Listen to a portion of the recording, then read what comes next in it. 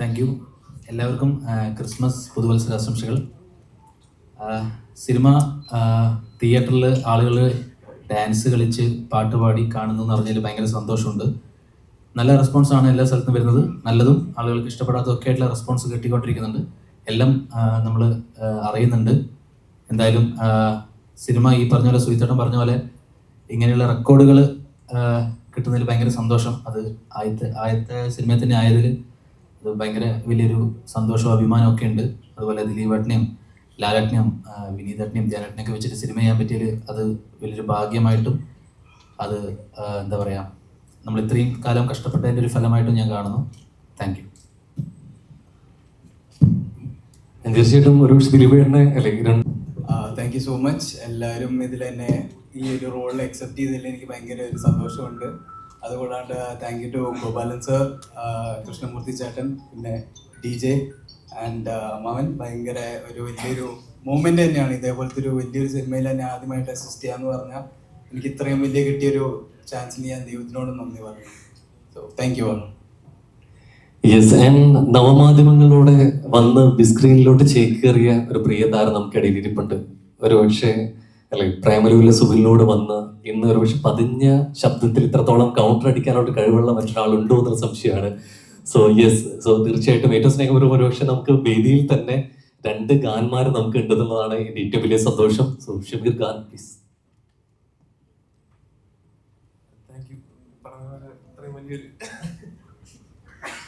Sound കുറവായിട്ടാണ് ചിരിക്കുന്നത്. ഇത്രയും വലിയൊരു സിനിമയുടെ ഭാഗമാവാൻ പറ്റിയതിൽ സന്തോഷം. ഇതിലേക്ക് വിളിച്ച DJക്കും ഗോകുലം മൂവീസിനും എല്ലാവർക്കും നന്ദി, സന്തോഷം. വാക്കുകൾ വളരെ ചുരുക്കിയിട്ടുണ്ട് അല്ലെ. ഇനി ചോദ്യങ്ങൾക്കുള്ള മറുപടിയായിട്ട് എന്തായാലും ശിവരുണ്ടായിരിക്കും എന്നുള്ള കാര്യത്തിൽ സംശയമില്ല. പക്ഷേ ഈ കഴിഞ്ഞ കാലഘട്ടത്തിൽ വരുന്ന സിനിമാ പ്രൊമോഷനുകളോടൊക്കെ ഈ സാന്നിധ്യമില്ലാതെ നമുക്ക് പൂർണ്ണമാവില്ല. നമുക്കറിയാം, ഒരു പക്ഷേ 2025 രണ്ടാം പകുതിയിൽ എടുത്തു നോക്കുമ്പോൾ ഇദ്ദേഹം ഇല്ലാതെ അല്ലെ വളരെ അപൂർവമായിട്ടുള്ള സിനിമകളിൽ നമ്മൾ കണ്ടിട്ടുള്ളൂ. ഒരുപക്ഷെ ജിമി ചേട്ടൻ നല്ല സിനിമ വന്നു കഴിഞ്ഞാൽ അത് ഹിറ്റടിക്കും എന്നുള്ളൊരു തരത്തിലോട്ട് വരെ മാറിയിരിക്കുന്നു. അപ്പോൾ ഏറ്റവും സ്നേഹപൂർവ്വം ബബ്ബയിലും ഒരു മികച്ച വേഷമായിട്ട്, ജീവിതത്തിലും സിനിമയിലും മികച്ച പോലീസ് വേഷങ്ങളിലൂടെ ജിമി ചേട്ടൻ സാന്നിധ്യം വഹിക്കുന്നുണ്ട്. So please.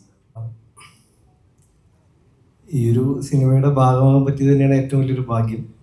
വർഷത്തിൻ്റെ അവസാനവും നല്ലൊരു വിജയത്തിൻ്റെ ഭാഗമായിട്ട് ദിലീപേട്ടനോടും ഈ ഒരു ടീമിനോടും ഒപ്പം ഈ വർഷം കഴിയുന്നതിൽ ഏറ്റവും വലിയ സന്തോഷം ഉണ്ട്. എല്ലാ സപ്പോർട്ടും നൽകിയ നിങ്ങളെല്ലാവർക്കും നന്ദി അറിയിക്കുന്നു. Thank you. യെസ്, ആൻഡ് ഒരു 30 സെക്കൻഡ്സ് തരൂ അഭിലാഷേ എന്നുള്ള വന്മരം വീണിരിക്കുന്നു. ഇനി മധു ഞാനൊന്ന് സംസാരിച്ചോട്ടെ എന്നുള്ള തരത്തിലേക്ക് പുതിയൊരു ഹിറ്റ് ഡയലോഗ് നമുക്ക് കിട്ടിയിട്ടുണ്ട്. So Senthil bro.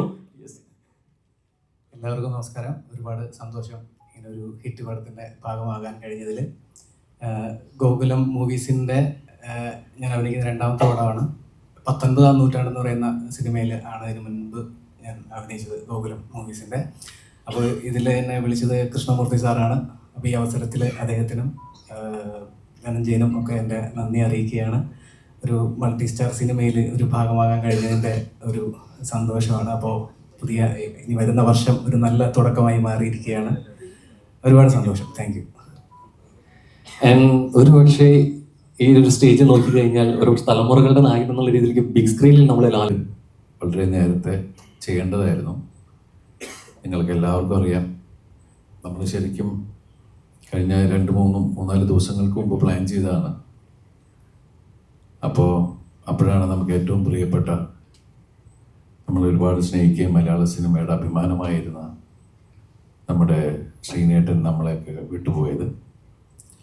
അപ്പം അതുകൊണ്ടാണ് പിന്നെ കുറച്ച് വൈകി. അങ്ങനെയാണ് ഇന്ന് എന്താണെങ്കിലും നിങ്ങളൊക്കെ ആയിട്ട് നേരിട്ട് സംസാരിക്കാം എന്നുള്ള തീരുമാനത്തിലെത്തിയത്. അതുകൊണ്ട് ഈ സിനിമയിൽ അഭിനയിച്ച ഒരുപാട് പേര് ഇന്നിവിടെ വന്നിട്ടില്ല. പ്രത്യേകിച്ച് നിങ്ങൾക്ക് ഏറ്റവും ഇഷ്ടമുള്ള ധ്യാൻ ശ്രീനിവാസൻ.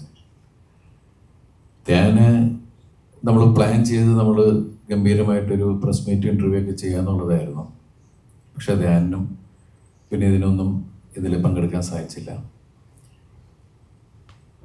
ഇന്ന് നമ്മളെ സംബന്ധിച്ച് എനിക്ക് തോന്നുന്നത് 2020 പടം കഴിഞ്ഞിട്ട് ഓരോ സീനിലും പുതിയ പുതിയ ആർട്ടിസ്റ്റുകൾ വന്നുകൊണ്ടിരിക്കുന്ന വേറൊരു സിനിമയുടെ ഒരു രൂപമാണ് ബബ്ബ അതിലൂടെ നമ്മൾ കണ്ടത്. അതിൻ്റെ കഥ ഫാഹിൻ നൂറും എന്ന് പറഞ്ഞപ്പോൾ ഇത് വേറൊരു ജോണറിൽ സംഭവിക്കുന്നൊരു സിനിമ. ഇത് സിനിമ എന്നല്ല, ഒരു എന്താ പറയുക, തിയേറ്ററിൽ ഹരമുണ്ടാക്കുന്ന ഒരു ഫാൻ മെയ്ഡ് മൂവി. ഒരു ലോജിക്കും ഇതിനകത്തില്ല. അത് നമ്മൾ ആദ്യമേ തന്നെ കഥ കേട്ടപ്പോൾ തന്നെ പറഞ്ഞു, ഇത് ലോജിക്കൊക്കെ പിടിക്കാൻ പോയാൽ ഭയങ്കര കുഴപ്പമാണ്, ഇങ്ങനെ ഒരു സിനിമ ചെയ്യാൻ പറ്റൂല. അപ്പോൾ അതുകൊണ്ട് തന്നെയാണ് ആദ്യമേ തന്നെ നമ്മൾ നോ ലോജിക് എന്നുള്ളത് പറഞ്ഞത്. ലാലേട്ടൻ തന്നെ ഇതിനു മുമ്പുള്ള ഇൻ്റർവ്യൂവിൽ പറഞ്ഞിട്ടുണ്ട്, സിനിമയെ കീറിമുറിക്കുന്ന രീതിയിൽ, ആ സിനിമയെ പോസ്റ്റ്മോർട്ടം ചെയ്യുന്ന രീതിയിലുള്ള ആളുകൾ ഈ സിനിമ കാണാൻ വന്നാൽ അവർക്ക് ദഹിക്കില്ല, അങ്ങനെയുള്ള ഒരു സിനിമ കാണണ്ട എന്നുള്ള രീതിയിൽ ആദ്യമേ തന്നെ പറഞ്ഞിട്ടുണ്ടായിരുന്നു. ഇത് നമ്മൾ ഒന്നും പ്രതീക്ഷിച്ചിട്ടില്ല. ഒരു അവകാശവാദങ്ങളും ഇല്ലാതെ തിയേറ്ററിൽ ആഘോഷമാക്കുക. നമ്മൾ ധനജയൊക്കെ എൻ്റെ അടുത്ത് പറഞ്ഞത്, ഞങ്ങളൊക്കെ നിങ്ങളുടെ സിനിമകൾ കണ്ടിട്ട് നമ്മൾ വീണ്ടും കാണാൻ ആഗ്രഹിക്കുന്ന കുറച്ച് കാര്യങ്ങൾ നിങ്ങളെല്ലാവരും ഞങ്ങൾക്ക് വീണ്ടും ചെയ്തു തരണം.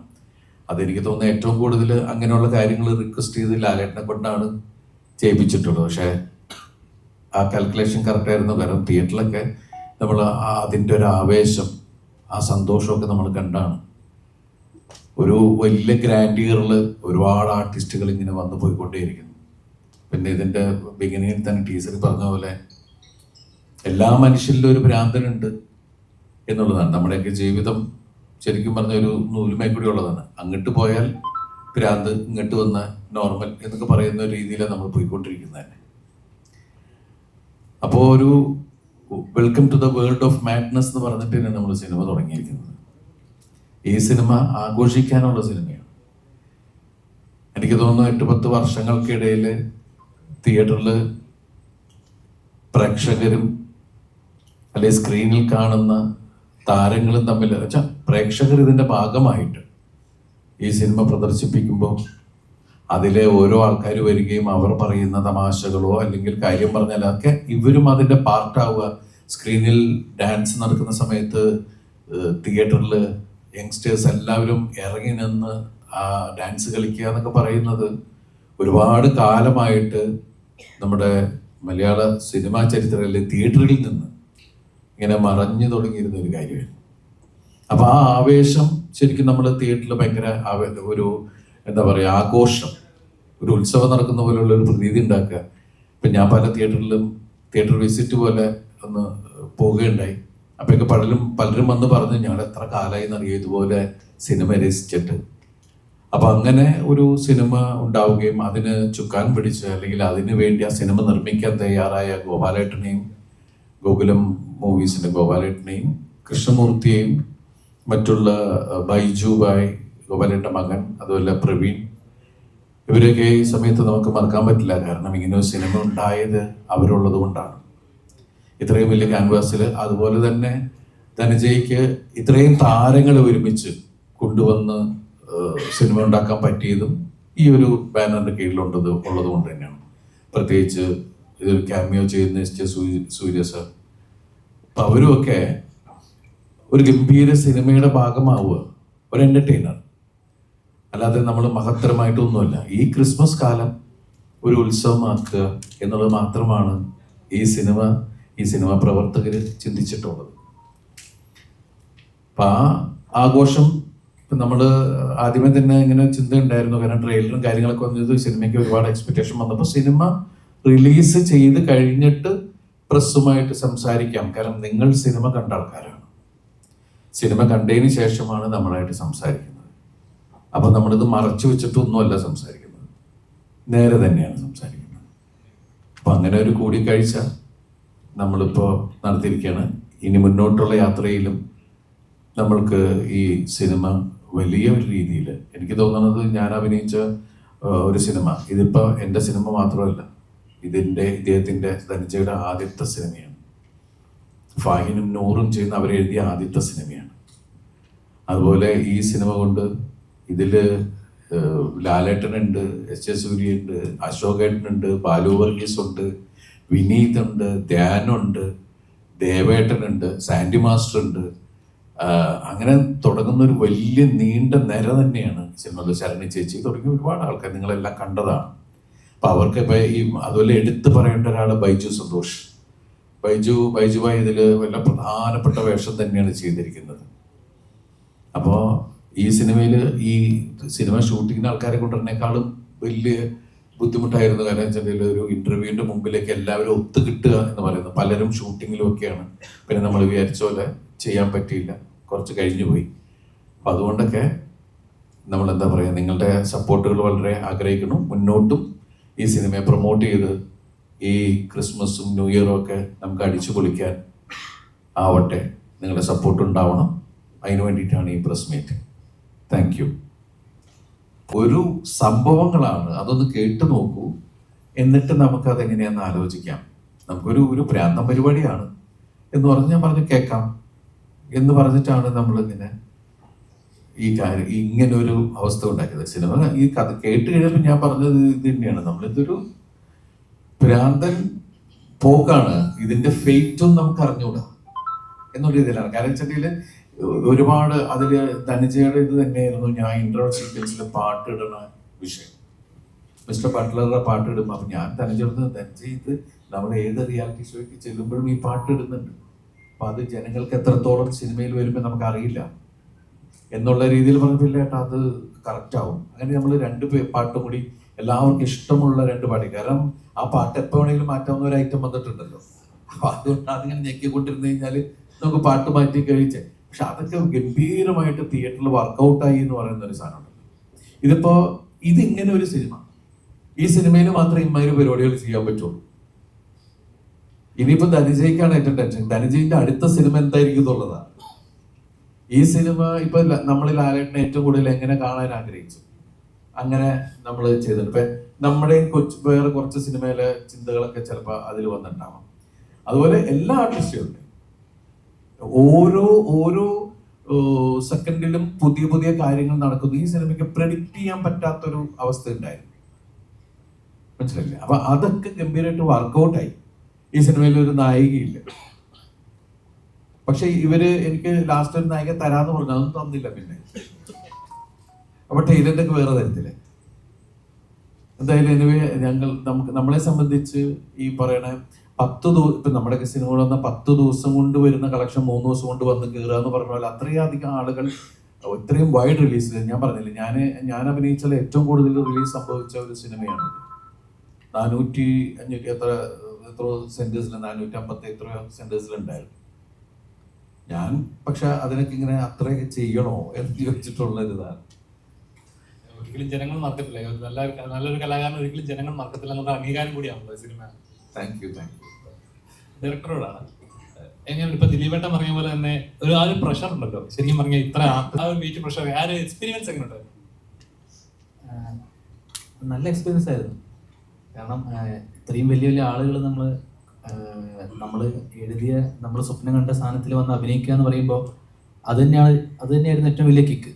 അപ്പോൾ അത് ഓരോ നിമിഷവും ഇങ്ങനെ സംഭവിച്ചുകൊണ്ട് നിൽക്കുമ്പോൾ, അത് സിനിമ വളർന്നുകൊണ്ടിരിക്കുമ്പോൾ അതിൻ്റെ പ്രോസസ്സിൽ എൻജോയ് ചെയ്ത് അതിൻ്റെ ത്രില്ലിൽ തന്നെയായിരുന്നു മുന്നോട്ട് പോയിക്കൊണ്ടിരുന്നത്. പിന്നെ ഇത്രയും നല്ല ആർട്ടിസ്റ്റുകളാണ് നമ്മുടെ കയ്യിൽ. അപ്പം നമ്മൾ അതിൻ്റെ കാര്യത്തിൽ വേറെ ടെൻഷനൊന്നും ഇല്ലല്ലോ. നമുക്ക് വേണ്ട കാര്യം എങ്ങനെ വേണമെന്നുള്ളത് മാത്രം പറഞ്ഞാൽ മതി, ബാക്കി അവർ നമുക്ക് തന്നോളും.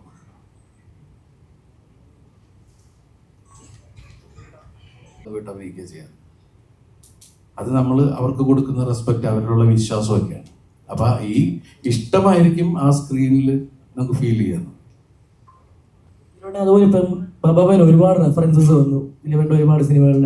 അപ്പൊ ദിലീപേട്ടൻ ഏറ്റവും എക്സൈറ്റഡ് ആയിട്ട് അല്ലെങ്കിൽ ഏറ്റവും ഇഷ്ടപ്പെട്ട് ചെയ്തൊരു റെഫറൻസ് അല്ലെങ്കിൽ ആ ഒരു സീൻ ഏതായിരിക്കും ബാബാബാന് ഇപ്പൊ ചെയ്തതിൽ? അല്ല, അതേ പറഞ്ഞേ, ഞാൻ നേരത്തെ പറഞ്ഞല്ലോ, ഇവരുടെ ഇഷ്ടത്തിനാണ് ആ ഇത് സംഭവങ്ങളെല്ലാം ചെയ്തത്. നമ്മൾ പുതിയത് ആഗ്രഹിക്കുന്നു.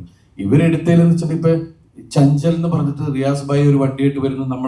നിങ്ങളത് അതിന്റെ വേറെ വേർഷൻ റൺവേയിൽ കണ്ടിട്ടുള്ളതാണ്. പരമശിവം ഇടയിൽ കയറി വേറെ ആൾക്കാർക്ക് പണി കൊടുക്കാൻ മുമ്പിൽ കയറി വരുന്ന ഒരു സാധനമൊക്കെ. അപ്പൊ അതങ്ങനെ തന്നെ വേണം. അതൊക്കെ ഭയങ്കര ഓളമാണ് തിയേറ്ററിൽ ഉണ്ടാക്കിയത്. കാരണം വെച്ചിട്ടുണ്ടെങ്കിൽ എനിക്ക് തോന്നുന്നത് ഇപ്പൊ വന്നിരിക്കുന്ന തലമുറ ഇതുപോലെ നമ്മൾ സ്ക്രീനിൽ അങ്ങനെ ആടി വിളയാടുന്ന ഒരു സംഭവം സ്ക്രീനിൽ കണ്ടിട്ടില്ല, ടി വിയിൽ കണ്ടിട്ടുണ്ടാവും. എനിക്ക് തോന്നുന്നു 8-10 വർഷമായിട്ട് അല്ലേ ഇപ്പോഴത്തെ നമ്മൾ പറയില്ലേ, ഇപ്പം എന്താ പറയുക, ന്യൂ ജനറേഷൻ ഒരു മെച്യൂർഡ് ഇതിലേക്ക് വരില്ലേ, ഒരു യൂത്തിലേക്ക് വരുന്ന കുട്ടികളുടെ മുമ്പിലേക്ക് നമ്മളങ്ങനെ വലിയ ഒരു രീതിയിലുള്ള ഒരു കളികളായിട്ട് വന്നിട്ടില്ല ശരിക്കും പറഞ്ഞാൽ.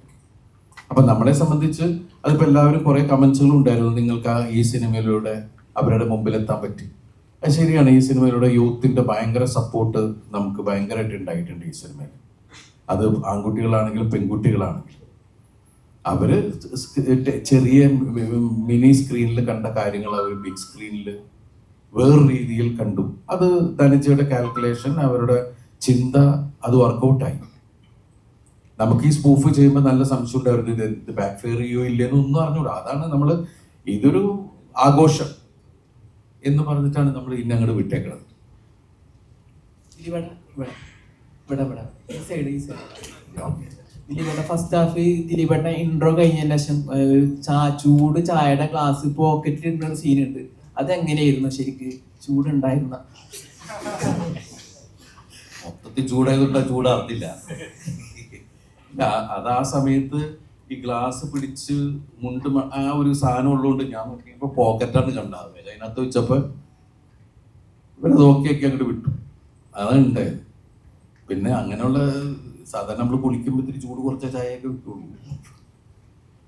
അതേപോലെ തന്നെ സെക്കൻഡ് ഹാഫ് അവസാനിക്കുന്നതോടാണ് മണിച്ചേട്ടന്റെ പാട്ട് വെച്ചിട്ട് ഫൈറ്റ് ഉണ്ട്. അത് ഗംഭീരമായിട്ട് തിയേറ്ററിൽ ആഘോഷിച്ചായിരുന്നു. അത് തുടക്കത്തിൽ ഇതിന്റെ മണിച്ചേട്ടന്റെ പാട്ട് തന്നെയായിരുന്നു. 3 പാട്ടും 3-4 പാട്ട് വരുന്നുണ്ട്. 3 പാട്ട് ഇല്ല. ആദ്യം നമ്മളിങ്ങനെ ധനിച്ചിങ്ങനെ പറഞ്ഞു. അപ്പൊ എനിക്കും തോന്നി വെച്ചാല് മണിയുടെ ഒരു പ്രസൻസ് നമുക്ക് ഭയങ്കരമായിട്ട് എപ്പോഴും മണീനെ മിസ് ചെയ്യുന്ന ആൾക്കാരാണ് നമ്മൾ. അപ്പോൾ പറഞ്ഞു നല്ല കാര്യമാണത് എന്നുള്ളത് പറഞ്ഞു. പിന്നെ അത് ആദ്യം ഇവര് ആ പാട്ട് മൊത്തത്തിൽ ബട്ട്ലറുടെ പാട്ട് ഇടാന്നുള്ളതായിരുന്നു. ഞാൻ പറഞ്ഞു അത് അതിനേക്കാൾ നല്ലത് വേറെ പാട്ടും കൂടി എടുക്കുക. അപ്പോഴാണ് മണിയുടെ പാട്ടും പിന്നെ ലാലേട്ടൻ്റെ പടത്തിലെ പാട്ടും. അപ്പം ശരിക്കും പ്രേക്ഷകൻ ചിലപ്പോൾ ലാലേട്ടൻ്റെ ഒരു അടുത്ത എൻട്രി വരാൻ പോവുകയാണെന്ന് ചിലപ്പോൾ ഇതാ. പക്ഷെ ലാലേട്ടനോട് കൂടുതൽ ഇഷ്ടമുള്ള ആൾക്കാർ മോഹൻലാൽ ഫാൻസ് ഒക്കെ ആ സമയത്ത് നാച്ചുറലി ലാലേട്ടൻ ഈ സിനിമയിലുണ്ടെന്ന് പറയുമ്പോൾ അവരുടെയൊക്കെ വരവുണ്ടാവും. അപ്പം എല്ലാവർക്കും ആഘോഷമാക്കുക എന്ന് പറയില്ല. അപ്പം യൂത്തിന് ഏറ്റവും കൂടുതൽ ആഘോഷമാക്കാവുന്ന പാട്ടുകളാണ് അതിൽ ചെയ്തിരുന്നത്. അത് കറക്റ്റായിട്ട് ഗോപി മിക്സ് ചെയ്യുകയും റീമിക്സ് ചെയ്യുകയൊക്കെ ചെയ്തു. ഒരു അപ്ഡേഷൻ ചോദിക്കട്ടെ. കുറച്ച് കാലം മുന്നേ ഒരു ഫിലിം അനൗൺസ് ചെയ്യുന്നത് പറക്കും പപ്പൻ. അതിന്റെ നിലവിലുള്ള അപ്ഡേഷൻ എന്താണ്? അതിപ്പോ ഉടനെ തന്നെ ഉണ്ടാവും. ദൈവം അനുഗ്രഹിച്ച് ഷൂട്ടിംഗ് തുടങ്ങാൻ വേണ്ടി. സൂപ്പർ ഹീറോ പരിപാടിയാണ്. കാണും. അന്ന് ഒരു സൂപ്പർ ഹീറോ പരിപാടിയാണെന്നാണ് പറഞ്ഞിട്ടുണ്ടായിരുന്നത്. നമ്മുടെ ഒരു ലോക്കലാണ് പപ്പൻ. ഒരു ലോക്കലാണ്, സാധാരണക്കാരൻ. Local super hero.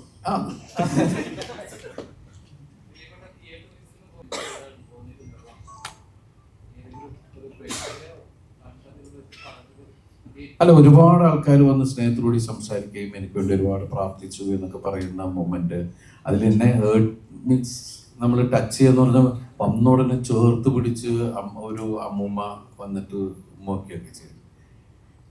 മീൻസ് അതൊക്കെ നമുക്ക് എന്താ വെച്ചാൽ ഈ നേരെ കണ്ടിട്ടില്ല, ഒന്നുമില്ല, എന്നെ സ്ക്രീനിലൂടെ മാത്രം കണ്ട് നമ്മളോടുള്ള സ്നേഹം, നമുക്ക് വേണ്ടി പ്രാർത്ഥിക്കുന്ന ഒരുപാട് ആളുകൾ, ഇതെല്ലാം നമ്മൾ ചെയ്ത കഥാപാത്രങ്ങളിലൂടെ നമ്മളെ കണ്ട് ഇഷ്ടപ്പെട്ടിട്ട് ഇല്ലേ നമ്മുടെ ഒരു സിനിമ വന്ന സമയത്ത്. ഇപ്പം എന്നെ സംബന്ധിച്ച് ഞാൻ ഇത്രയും കാലം അഭിനയിച്ചാൽ ഏറ്റവും കൂടുതൽ ഇനീഷ്യൽ വന്ന എടുത്തു പറയേണ്ട പടങ്ങളിലൊന്നാണ് പപ്പ. അപ്പോൾ അതിൻ്റെ ഭാഗമായിട്ട് നമ്മൾ തിയേറ്ററിൽ ചെല്ലുമ്പോൾ എല്ലാവരും ഇപ്പം ഇന്നലെയൊക്കെ നമ്മൾ തൃശ്ശൂരൊക്കെ ചെല്ലുമ്പോൾ ഉള്ള ആവേശം, അല്ലാതെ ആദ്യത്തെ ദിവസം തന്നെ നമ്മൾ കവിതാ തിയേറ്ററിൽ ചെല്ലുമ്പോഴും അവിടുത്തെ ചെറുപ്പക്കാരും എല്ലാവരും കൂടി വന്നു. പിന്നെ ഇപ്പം അതിന് ശേഷമാണ് ഫാമിലി ഇറങ്ങി തുടങ്ങിയിരിക്കുന്നത്.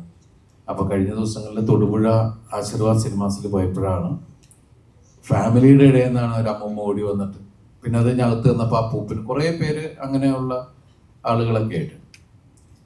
അപ്പം അതൊക്കെ വലിയ സന്തോഷം ഉണ്ടാക്കുന്ന കാര്യം തന്നെ. കണ്ണെപ്പോഴും നിറയുന്ന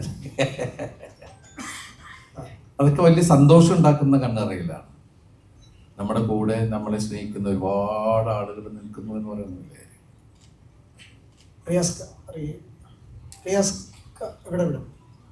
നമുക്ക് ഒരിടി തിയേറ്റർ ശരിക്കും കത്തിച്ചു റിയാസ്ക. Thank ശരിക്കും എന്തായിരുന്നു ഇതില് ചെയ്യാനുണ്ടായ ഒരു കാരണം, ആ ക്യാരക്ടർ പറഞ്ഞപ്പോഴുള്ള ഒരു റിയാക്ഷൻസ് ഒക്കെ? ഇതിൽ ചെയ്യാനുള്ള കാര്യം ഇപ്പം നിങ്ങൾ വിഷ്വൽ കണ്ടില്ലേ, അങ്ങനെ തന്നെയാണ് ഡയറക്ടർ സാർ എന്നോട് പറഞ്ഞത്. സോ പിന്നെ ഇങ്ങനത്തെ ഒരു പടത്തിൻ്റെ ഒരു മൂഡ് അറിയാം, ഇതിൻ്റെ ഒരു വിഷ്വൽ ഇങ്ങനെ ആയിരിക്കും അറിയാം, പറയാനാണ്. സോ അത് പിന്നെ എൻ്റെ അടുത്തിരിക്കുന്ന ദിലീപ് സാർ ദിലീപേട്ടനൊരു കാരണം. ഞാൻ ഏത് പടം ദിലീപേട്ടൻ വിളിച്ചാലും ഞാൻ അവിടെ ഓടിയെത്തിയിരിക്കും. അത് പണ്ട് പോലെ അങ്ങനെയാണ്. ശരിക്കും പറഞ്ഞാൽ ദിലീപേട്ട സൈഡാണ് റിയാസ്ക എന്ന് പറഞ്ഞപ്പോ ഞങ്ങൾക്ക് കുറച്ച് സന്തോഷമായില്ലേ? ഇനി എല്ലാം ദിലീപേട്ടൻ്റെ സൈഡിൽ കൊടുക്കട്ടെ.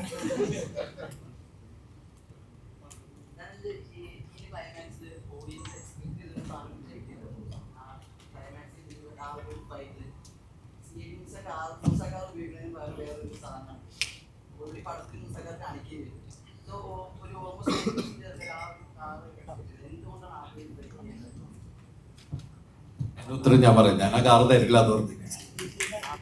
നമ്മൾ എടുത്തു വെച്ചേക്കത് സെക്കൻഡ് പാർട്ടിന് വേണ്ടേ. ദിലീപേട്ട ആ വണ്ടി ഓടൂല. അതാ ഞാൻ ആ വണ്ടി കൊണ്ടുപോയപ്പോ തന്നെ എഞ്ചിനെടുത്ത് മാറ്റി വെച്ചു. കാരണം അത് ഓടൂല എന്ന് പറഞ്ഞിട്ട് ഇവരെന്ത് ചെയ്യും, മനസ്സിലായില്ലേ? നമ്മളൊന്നല്ല, നമ്മൾ അതുവരെ കുറെ റെഫറൻസ് കാണിച്ചു. അവിടുന്ന് നമ്മുടെ പടത്തിൻ്റെതായ 2 വണ്ടികൾ എന്നുള്ള രീതിയിലാണ് ആ 2 വണ്ടി നമ്മളവിടെ കൊണ്ടുവന്നത്. അങ്ങനെയായിരുന്നു ആ ഐഡിയ. പിന്നെ കാട്ടിൻ്റെ അകത്തായിരുന്നല്ലോ അതിൻ്റെ ചേസും വരും. അപ്പോൾ കുറച്ച് ഓഫ് റോഡിലൊക്കെ പോകുന്ന രീതിയിലുള്ള നമ്മൾ ബിൽഡ് ചെയ്യുന്ന പോലത്തെ ഒരു വണ്ടി ഉണ്ടാവണം. ഈ പടത്തിലെ വണ്ടി എന്ന് അറിയപ്പെടാൻ പറ്റുന്ന രീതിയിൽ വണ്ടി ഉണ്ടാവണം എന്നൊരു ആഗ്രഹം ഉണ്ടായിരുന്നു. കാരണം ഇത്രയും സമയം നമ്മൾ കുറേ റെഫറൻസും ഒക്കെ കാണിച്ചു. അപ്പോൾ അവിടെ നമുക്ക് നമ്മളേതായ ഒരു സിഗ്നേച്ചറിൽ എന്തെങ്കിലും ഒരു സാധനം കൊടുക്കണം എന്നുള്ള ആഗ്രഹത്തിൽ ഉണ്ടാക്കിയതാണ്. ശരിക്കും വിജയ് സാറിനെ എന്തുകൊണ്ടാണ് ചൂസ് ചെയ്യാറുള്ളത്? ഫാൻ മൂവ്മെന്റ് എന്നുള്ള ഫാൻ ബോയ് എന്ന ലെവലിലാണ് ഇവിടെ പടത്തിൽ വിജയ് സാറിന്റെ പാട്ടുകളായാലും പറയാൻ പറ്റത്തില്ലേ, അങ്ങനത്തെ കുറച്ച് സീനുകളുണ്ടല്ലോ. എന്തുകൊണ്ടാണ് വിജയ് സാറെ പ്രിഫർ ചെയ്യാനുള്ള കാരണം എന്താണ്? വിജയ് ഫാൻസിനെ അട്രാക്ട് ചെയ്യാം എന്നുള്ളതുകൊണ്ടാണോ, അതോ വിജയ് ഫാൻ എന്നുള്ള ലെവലിലാണോ? നമ്മൾ അങ്ങനത്തെ ആളാണല്ലോ, ആ വിജയ് ഫാനാണല്ലോ. അപ്പോൾ പിന്നെ ഈ കാരണം എന്താ പറയുക, ഇപ്പം ഞാൻ ഗുഡ് ബാഡ് അഗ്ലിയും കണ്ടപ്പോൾ എനിക്ക് തോന്നിച്ചാൽ അങ്ങനത്തെ ഇവിടെ വിജയ് സാറിന് ഉണ്ടായിരുന്നെങ്കിൽ ഞാൻ ആഗ്രഹിച്ചിട്ടുണ്ട്. കാരണം കൂടുതൽ ആളുകൾക്ക് അത് റെഫറൻസ് കണക്ട് ചെയ്യാൻ പറ്റുമായിരുന്നു. ഇപ്പോൾ ഗുഡ് ബാഡ് അഗ്ലിയൊക്കെ കണ്ടിട്ട് കുറേ ആൾക്കാർ പറയുന്ന കേട്ടത് കുറേ റെഫറൻസ് കിട്ടിയില്ല എന്നൊക്കെ പറയാം. അപ്പോൾ അതൊരു വിജയ് സാറിൻ്റെ പടമാണെങ്കിൽ ഈച്ച് ആൻഡ് എവറി റെഫറൻസ് ആൾക്കാർക്ക് കണക്റ്റ് ആവും. അപ്പം അത്രയും ആളുകളിലേക്ക് എത്തിയ ഒരു നടനാണ്, സ്റ്റാറാണ്. അപ്പോൾ ഞാൻ ആദ്യമായിട്ട് DVD കാണുന്ന പടം ഗില്ലിയാണ്. അപ്പം അന്ന് മുതലേ ഞാൻ ഫാനാണ്. ഡയറക്ടറിൻ്റെ അടുത്തായിരുന്നു. ഇവിടെയാണ് ഡയറക്ടറിന് അഭിമാനിക്കാവുന്ന മുഹൂർത്തമാണ് ആദ്യ ദിവസം 7 കോടി എന്നുള്ളത്. ഇതേപോലെ ഉള്ളവർ ഇത് ആദ്യമായി നടക്കുന്ന ഒരു ഇൻസിഡന്റ്, ഒരു സിനിമയെ നശിപ്പിക്കാൻ വേണ്ടിയിട്ട് ഇത് പെയ്ഡ് ആയിട്ട് ചെയ്യുന്നവരുണ്ട്. അല്ലാതെ അവർക്ക് തോന്നുന്ന അഭിപ്രായം പറഞ്ഞ് മറ്റുള്ളവരെ തെറ്റിദ്ധരിപ്പിക്കുന്നുമുണ്ട്. അവർക്ക് വേണ്ടിയിട്ടും അല്ലെങ്കിൽ സിനിമ കാണാൻ ആഗ്രഹിക്കുന്ന പ്രേക്ഷകർക്ക് വേണ്ടി ദിലീപേട്ടൻ എന്താ പറയാനുള്ളത്? എൻ്റെ സിനിമ ഇറങ്ങിക്കഴിഞ്ഞാൽ ഈ പരിപാടി തുടങ്ങിയിട്ട് കുറേ കാലമായി. ലാസ്റ്റ് ഇറങ്ങിയത് ഇതിനു മുമ്പ് ഇറങ്ങിയ സിനിമയാണ് പ്രിൻസ് ആൻഡ് ഫാമിലി. ആ സിനിമയ്ക്കും സംഭവിച്ചത് നിങ്ങളെല്ലാം കണ്ടതാണ്.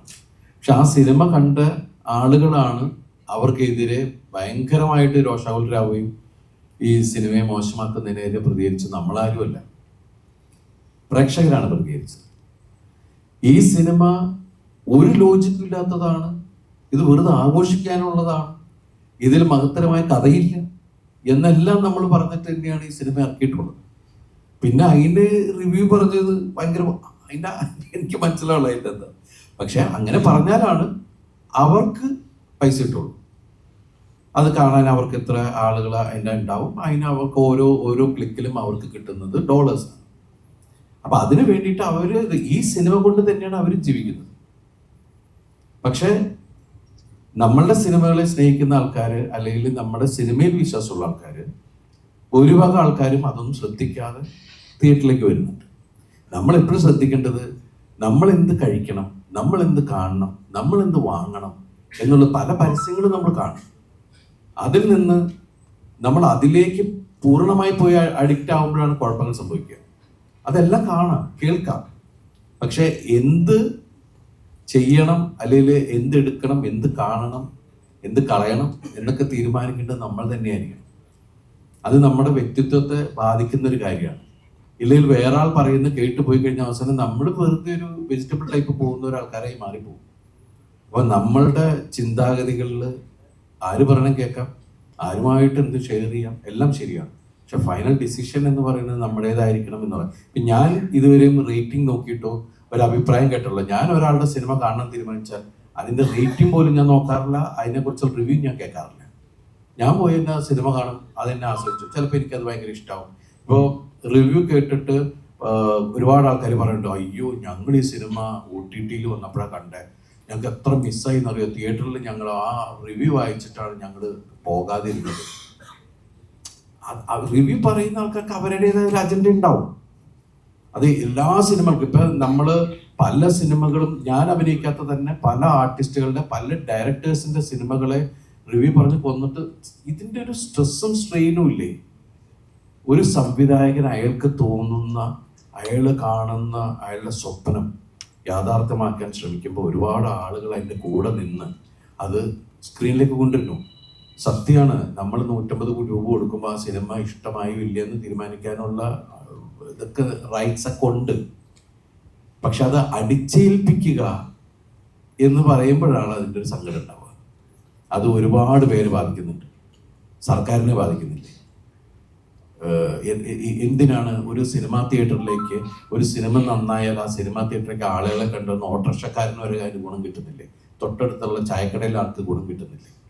എത്രയോ ആൾക്കാരുടെ ഗുണങ്ങളെയാണ് ഒരു റിവ്യൂവിൻ്റെ പേരിൽ ഒരു സിനിമ പരാജയപ്പെട്ടു പോയിട്ടുണ്ടെങ്കിൽ ആ സിനിമയ്ക്ക് റിവ്യൂ ഭയങ്കര മോശട്ടോ, ആണ് ഞങ്ങൾ പോയില്ല എന്ന് പറയുമ്പോഴെന്താന്ന് വെച്ചിട്ടുണ്ടെങ്കിൽ ആ സിനിമയ്ക്ക് കളക്ഷൻ കുറയുന്നു, ആ സിനിമ തിയേറ്ററിൽ നിന്ന് പോകുന്നു.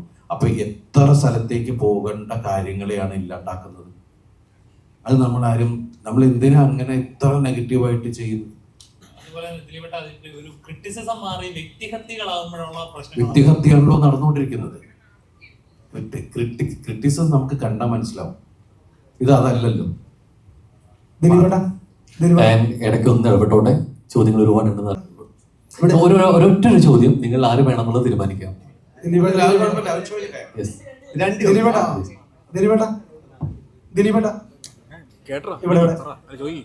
ദിലീപേട്ട, ലോജിക് ഇല്ലാതെ കണ്ട് ആഘോഷിക്കേണ്ട സിനിമയാണ് ബബ ബബ അല്ല ബബ എന്ന് പറയുമ്പോ ഭയം, ഭക്തി, ബഹുമാനം, പിന്നെ അടുത്ത ബായിക്ക്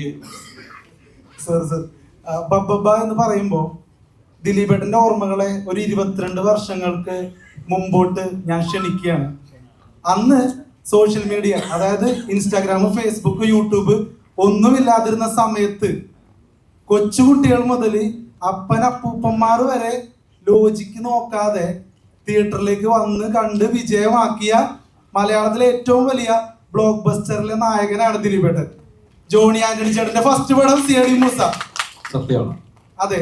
അപ്പോ ആ സിനിമ എന്റെ ഓർമ്മ ശരിയാണെങ്കിൽ, ഞാൻ കേട്ടത് ശരിയാണെങ്കിൽ, അടൂർ ഗോപാലകൃഷ്ണൻ സാറിന് പോലും ഫേവറേറ്റ് ആയ സിനിമയാണ് CID മൂസ എന്ന് പറയുന്നുണ്ട്. ഓക്കെ. അപ്പോ ആ സിനിമയുടെ ഒരു റെസിപ്പി എന്തായിരുന്നു? കാരണം അതും ലോജിക്ക് നോക്കാതെ അല്ലെങ്കിൽ കോമൺ സെൻസ് ഒന്നും വെക്കാതെ കാണേണ്ട ഒരു സിനിമയാണ്. ദിലീപേട്ടൻ ഏതോ ഒരു പ്രസ് മീറ്റിൽ, അന്നത്തെ ഏതോ സ്റ്റുഡൻസ് ഓൺലി പ്രോഗ്രാമിൽ പറയുന്നുണ്ട് കാർട്ടൂൺ പോലെ കാണേണ്ട ഒരു സിനിമയാണെന്ന്. അപ്പോൾ ആ സിനിമയും ഈ സിനിമയും തമ്മിൽ കമ്പയർ ചെയ്യണം എന്നല്ല, എന്തായിരുന്നു CID മൂസയുടെ ഒരു പ്രത്യേകത? CID മൂസ എന്ന് പറഞ്ഞ സിനിമ നമ്മൾ ആദ്യം തന്നെ കൊടുത്തത് ടേസ്റ്റ് ദ ബ്ലണ്ടർ എന്നാണ്. ബ്ലണ്ടറാണ്. ഇപ്പൊ എനിക്ക് എൻ്റെ ചെറുപ്പകാലത്ത് എനിക്ക് തോന്നിയിട്ടുള്ളത്, പാരച്ചൂട്ടിൽ ആൾക്കാരെ ഇറങ്ങാൻ കണ്ടപ്പോൾ എനിക്ക് തോന്നിയിട്ടുണ്ട് 3 കുട കൂട്ടി വെച്ചിട്ട് ചാടിയ കറക്റ്റാവൂലേന്ന്. നമ്മുടെ വിഡിത്തങ്ങളായ ചിന്തകളാണ്. അങ്ങനെയുള്ള കാര്യങ്ങൾ വെച്ചിട്ടാണ് ആ സിനിമയിൽ പറഞ്ഞ ഒരുപാട് ഡയലോഗ്സുകൾ ശരിക്കും പറഞ്ഞിട്ടുണ്ടെങ്കിൽ നമ്മൾ മറ്റേ എന്താണ് ഓവറാക്കണ കാര്യം പറഞ്ഞില്ലേ, എല്ലാം ഓവറാക്കിയല്ലേ ആളുകൾ ശ്രദ്ധിക്കൂ എന്നൊക്കെ പറയുന്ന രീതിയിലുള്ള ഡയലോഗ്സുകൾ, അങ്ങനെ ഒരുപാട് സാധനങ്ങൾ അതിനകത്ത് നിന്ന് വന്നിട്ടുണ്ട്. ഇപ്പൊ എനിക്ക് തോന്നുന്നത് ഇതിനകത്ത് നമ്മൾ ചില ആൾക്കാർ പുഴുവൊക്കെ അടിക്കില്ലേ, പുഴുവൊക്കെ അടിക്കുന്ന സമയത്ത് അല്ലെങ്കിൽ ഒന്ന് തള്ളാൻ നിൽക്കുന്ന സമയത്ത് എനിക്ക് തോന്നിയത് ലാലേട്ടൻ ഇതിനകത്ത് പറയണ്ടായി ജയ എന്ന് പറയുമ്പോൾ ഒരു ബ്ലോക്കിന് ജയ, ഈ ജയ എന്നുള്ള പേര് മിക്കവാറും ആൾക്കാരെ എടുത്തിട്ട് എന്തെങ്കിലും പറയും ജയ എന്ന് പറയാവുന്ന സാധനങ്ങൾ പോലുള്ള എനിക്ക് മീൻസ് പുള്ളി പെർഫോം ചെയ്യുന്ന സമയത്ത് എനിക്ക് തോന്നിയിട്ടുണ്ട് നമ്മളെല്ലാം ഇനി ഭാവിയിലേക്ക് ചിലപ്പോൾ ഇതെടുത്ത് യൂസ് ചെയ്യും. അപ്പൊ ഇതിനിവിടെ ആഗ്രഹം കൊണ്ട് ചോദിക്കുകയാണ്, CAD മ്യൂസിക് ഒരു 2ാം ഭാഗം ഉണ്ടാവും? നമുക്ക് റെഡിയാക്കാം. കാരണം വെച്ചാൽ ഈ തരത്തിലെ സിനിമ അന്ന് അതൊരു പരീക്ഷണ ചിത്രമായിരുന്നു. ആ സിനിമ ആദ്യം സെൻസർ കഴിഞ്ഞിട്ട് അതിന്റെ കോപ്പി എടുക്കുന്ന സമയത്ത് തിരുവനന്തപുരത്തുള്ള അതിന്റെ നമ്മുടെ ആ പടത്തിന്റെ PR തന്നെ കുറെ പേരുണ്ടായിരുന്നു. ആ സിനിമ ഇരുന്ന് കാണുമ്പോ ഞാൻ ചോദിച്ചു എങ്ങനെയുണ്ടെന്ന് ചോദിച്ചു. അത് ഇതൊക്കെ പറഞ്ഞിട്ട്, കാരണം ഏത് തരത്തിലെ സിനിമയാണ്, നാളെ ഇതിന് എന്ത് സംഭവിക്കാൻ പോകുന്നു ഒന്നും ആർക്കും അറിഞ്ഞൂടാ. പക്ഷെ നമുക്കൊരു തോന്നലുണ്ടല്ലോ, നമുക്ക് തോന്നിയ മണ്ടത്തരങ്ങളും നമുക്ക് തോന്നിയ ചില ഇങ്ങനെ ആയിക്കൂടെ എന്നൊക്കെ തോന്നുന്ന കാര്യങ്ങൾ ചെയ്തൊരു സിനിമയാണത്. ആ സിനിമ ഇപ്പൊ 2-3 തലമുറയായിട്ട് ആ കുറിച്ച് സിനിമയെ കുറിച്ച് സംസാരിക്കും. നമ്മൾ ഇന്നും അതിന്റെ 2ാം ഭാഗത്തെ കുറിച്ച് സംസാരിക്കും. റീ-റിലീസ് പ്ലാൻ ഉണ്ടോ? റെഡിയാക്കി വെച്ചിട്ടുണ്ട്. നിങ്ങൾ നിർബന്ധിച്ച 2026 CAD മൂസ റീ-റിലീസ് ഉണ്ടാവും? വേണോ?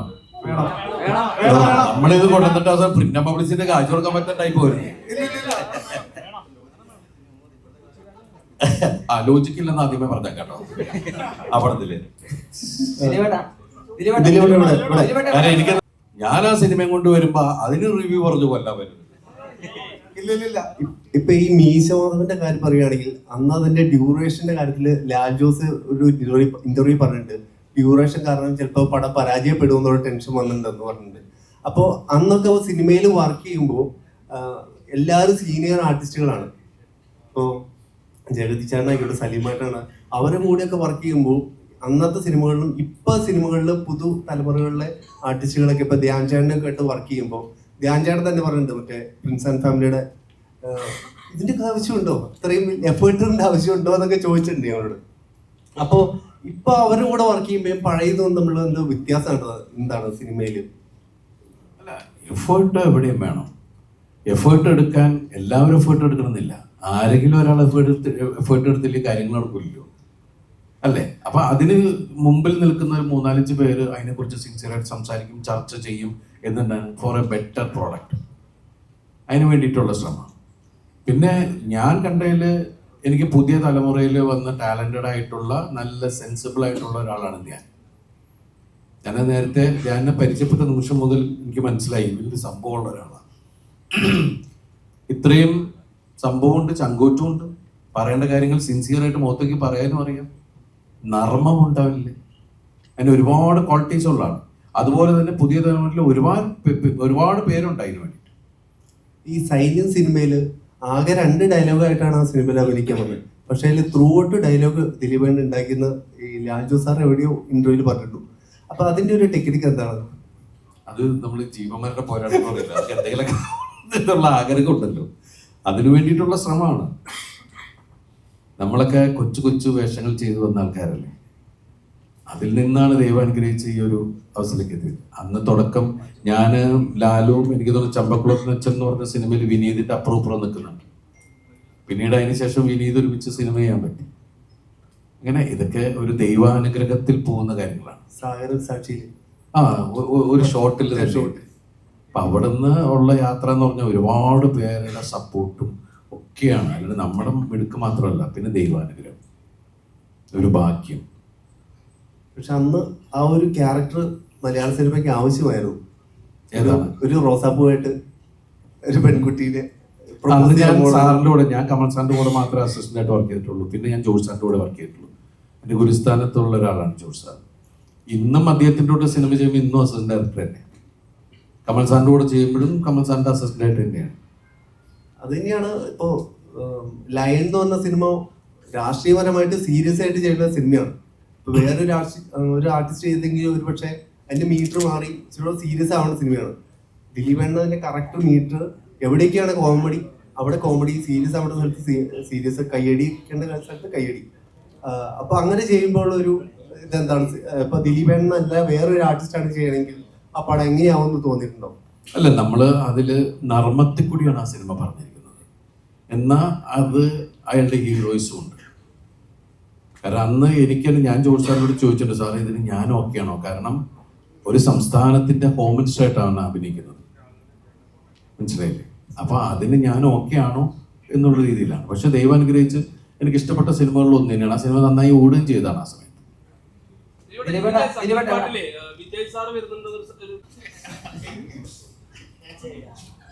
ജയ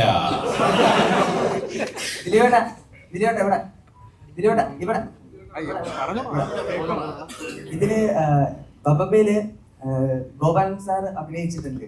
അപ്പൊ ആളെ കൺവിൻസ് ചെയ്യാൻ പാടായിരുന്നോ അതോ എങ്ങനെയായിരുന്നു? ഇല്ലില്ല, കൺവിൻസിംഗ് ഒന്നുമില്ല. എല്ലാം ധനജയ് പറയുന്ന പോലെ തന്നെ പുള്ളി ചെയ്തു. പിന്നെ ഇടവും ബലവും ലാലേട്ടനും നമ്മളൊക്കെ നിൽക്കണോണ്ട് പുള്ളി ആ ഹരത്തിൽ അങ്ങോട്ട് ഗംഭീരമായിട്ട് അങ്ങോട്ട് ഡാൻസ് ഒക്കെ ചെയ്തു. കണ്ടില്ലേ? കണ്ടു അതാ ചോദിച്ചത്. ആളെ പുള്ളിക്കാരെ കൺവിൻസ് ചെയ്യാൻ വല്ല പ്രശ്നം ഉണ്ടാകുന്ന ചോദിച്ചു. ഇല്ലില്ല, പൈസ കൊടുക്കുമ്പോ ആരായാലും ഡാൻസ് കളിച്ചു.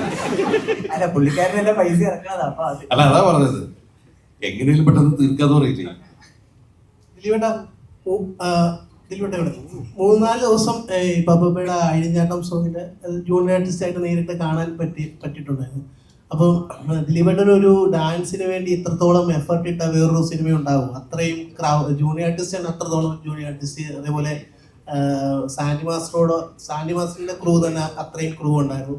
അപ്പൊ ആ ദിവസങ്ങളിൽ എനിക്കും 7 ദിവസത്തോളം എന്തോ അതിൽ കൂടുതലെന്തോ ഉണ്ടായിരുന്നു തോന്നുന്നു അല്ലേ? 4 ദിവസം ഉണ്ടായിരുന്നു അല്ലേ? 3 ദിവസത്തോളം ഷൂട്ടില് 3 ദിവസം അതിനകത്ത് ജൂനിയർ ആർട്ടിസ്റ്റ് ആയിട്ട് കാണാൻ പറ്റി, നേരിട്ട് കാണാൻ പറ്റി. അപ്പൊ അത്രത്തോളം ഒരു എഫേർട്ട് മറ്റേതെങ്കിലും ഒരു ഡാൻസ് സീനിന് കൊടുത്തിട്ടുണ്ടോ എന്ന് എനിക്കറിയില്ല. ആ ദിവസങ്ങളിലെ ഒരു എക്സ്പീരിയൻസ് എന്തെങ്കിലും ഒന്ന് ഷെയർ ചെയ്യാൻ പറ്റുമോ? അല്ല, സാൻഡി മാസ്റ്റർ വന്ന് പഠിപ്പിക്കുന്നു, ഇപ്പുറത്ത് ലാലേട്ടൻ പഠിക്കുന്നു. നമുക്ക് പഠിച്ചേ പറ്റുള്ളൂ. കാരണം എന്താ വെച്ചിട്ടുണ്ടെങ്കിൽ പിന്നെ 2 പേരും അത്ര യൂണിഫോമിൽ ചെയ്യണം. ഇവരാണ് ഭയങ്കര ഷാർപ്പായിട്ട് പഠിപ്പിക്കുന്നു. ലാലേട്ടൻ എന്ത് ചെയ്യുമ്പോഴും അതിനൊരു ഗ്രേസ് ഉള്ള ഒരാളാണ്. അപ്പൊ നമ്മൾ അത് രണ്ടും നോക്കിക്കണ്ട് ചെയ്യുക എന്ന് പറയുന്നൊരു കാര്യമുണ്ട്. പിന്നെ അതിനു മുമ്പ് എനിക്ക് സത്യം പറഞ്ഞ ഡാൻസ് എന്ന് പറഞ്ഞാൽ ഭയങ്കര ഭയമുള്ള ഒരാളാണ്. പിന്നെ ഈ മീശമാധവനിലും CID മൂസയിലും അവിടെ തുടങ്ങി കുറേ ഡാൻസ് ചെയ്തിട്ടുണ്ട്. പഞ്ചാബി ഹൗസിൽ ബല്ല ബല്ല എന്ന് പറഞ്ഞിട്ട് അങ്ങനെ. അപ്പോൾ ഓരോ സമയത്ത് ഇത് കഴിച്ചിലായി കഴിയുമ്പോൾ എന്ന് പറയുന്നൊരു സന്തോഷത്തിൽ നിൽക്കുന്ന ഒരാൾ. ഒരിക്കൽ കൂടി ഇടപെട്ടോട്ട് ചോദ്യങ്ങൾ ആവർത്തിച്ചുകൊണ്ടിരിക്കുന്നുണ്ട്. ഏറ്റവും ഒടുവിലെ ക്വസ്റ്റ്യൻ ആയിട്ട് നിങ്ങൾ കൂടെ ഇരിക്കണം. ലാസ്റ്റ് ക്വസ്റ്റ്യൻ ആണ്. ദിലീപേട്ട, ഇപ്പൊ മലയാളത്തില് ഒരേപോലെ ചിരിപ്പിക്കുകയും ചിന്തിപ്പിക്കുകയും ചെയ്യുന്ന ഒരു കലാകാരനായിരുന്നു ശ്രീനിവാസൻ സാർ. അദ്ദേഹം ചെയ്തു വെച്ചിരിക്കുന്ന സിനിമകൾക്ക് വേറൊരു മറ്റൊരു കമ്പയർ ചെയ്യാൻ പോലും പറ്റത്തില്ല. അതേപോലെ ആണ് അദ്ദേഹത്തെ ലെജൻഡാണ്. ഇന്നും റെഫർ ചെയ്യുന്ന സിനിമകളിലെ സ്ക്രിപ്റ്റ് അദ്ദേഹത്തിന്റെ സ്ക്രിപ്റ്റുകളാണ് നമ്മൾ റെഫർ ചെയ്യുന്നത്. അപ്പം ഇനി അങ്ങനത്തെ ഒരു സിനിമകൾ അതേപോലെ ചിരിപ്പിക്ക് ഇന്നത്തെ ഒരു സൊസൈറ്റിയിൽ അതേപോലെ സിനിമകൾ മിസ് ചെയ്യുന്നുണ്ട്. അദ്ദേഹത്തിനെ കുറിച്ചൊരു ഓർമ്മ എന്തെങ്കിലും പറയാൻ പറ്റുമോ സാർ? അല്ല, അദ്ദേഹം നമ്മുടെ മലയാള സിനിമയ്ക്ക് കിട്ടിയ ഏറ്റവും മറ്റുള്ള ഇതുപോലെ ഒന്നും അല്ല വെച്ചാൽ റൈറ്റർ എന്നുള്ള രീതിയിൽ അദ്ദേഹം ഉണ്ടാക്കിയിരിക്കുന്ന സിനിമകളിലൂടെ വന്നിരിക്കുന്ന കഥാപാത്രങ്ങൾ സമൂഹത്തിലെ ആക്ഷേപഹാസ്യത്തിൽ നമ്മളെ ചിരിപ്പിക്കുകയും ചിന്തിപ്പിക്കുകയും ചെയ്തിട്ടുള്ള ഒരാളാണ്. ജെന്യുവിനായിട്ടുള്ള ഒരാൾ, മനുഷ്യസ്നേഹി, പിന്നെ നല്ല ചങ്കൂറ്റ ഒരാൾ. പിന്നെന്താ പറയുക, അത്രയും ഡിഫറെൻ്റ് ആയിട്ടുള്ള സിനിമകൾ, നല്ല കലാസ്വാദകൻ, presence of mind, humour sense. അത് എനിക്കറിയില്ല ഇനി അങ്ങനെ ഒരു അവതാരം ഉണ്ടാവുമോ എന്നൊന്നും അറിയില്ല. പക്ഷേ ഞാൻ വളരെ ഭാഗ്യവാനാണ് ആ കാര്യത്തിൽ. ഞാൻ അസിസ്റ്റന്റ് ഡയറക്ടറായി തുടങ്ങിയ ആ സമയം മുതലുള്ള ഒരു അടുപ്പുണ്ട്. അദ്ദേഹം എല്ലാ തരത്തിലുള്ള സിനിമകളെയും ഉൾക്കൊണ്ടിട്ടുള്ള ഒരാളാണ്. ഒരിക്കൽ പാസഞ്ചർ എന്ന് പറഞ്ഞ സിനിമയുടെ കഥ വന്നപ്പോൾ എന്നെ വിളിച്ചിട്ട്, ദിലീപ് ഒരു വേറെ ടൈപ്പ് സംഭവം വന്നിട്ട് കേട്ടു നോക്കൂ, എന്നിട്ട് അത് ഓക്കെ ആണെങ്കിൽ നമുക്ക് പിടിക്കാം.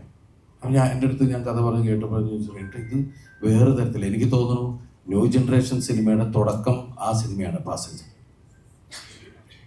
ആ പാസഞ്ചർ എന്ന് പറഞ്ഞ സിനിമയിൽ വേറെ തരത്തിലുള്ള അതിനും ഈ സ്ക്രിപ്റ്റിലും ഒക്കെ ശ്രീനേട്ടൻ്റെ സൂപ്പർവൈസേഷൻ എന്ന് പറയുന്ന പോലെ കയ്യും ഒക്കെ ഉണ്ട് ആ സിനിമയിൽ. അപ്പോൾ അതുപോലെ ഡയറക്ടറായിരുന്ന സമയത്ത് അദ്ദേഹം 2 സിനിമയിലേ ചെയ്തു. ആ 2 സിനിമയും നമുക്ക് എടുത്തു വെക്കുന്ന 2 സിനിമകൾ തന്നെയായിരുന്നു. അപ്പം എല്ലാ സ്ഥലത്തും ശ്രീനിവാസൻ ഒരു എന്താ പറയുക, ഒരു മറക്കാൻ പറ്റാത്ത ലെജൻഡ്. നമുക്ക് അഭിമാനിക്കാവുന്ന, എടുത്തു പറയുന്ന, നമ്മളോട് നെഞ്ചോട് ചേർന്ന് നിൽക്കുന്ന ഒരാളാണ്. ശ്രീനേട്ടൻ. Thank you. Thank you so much.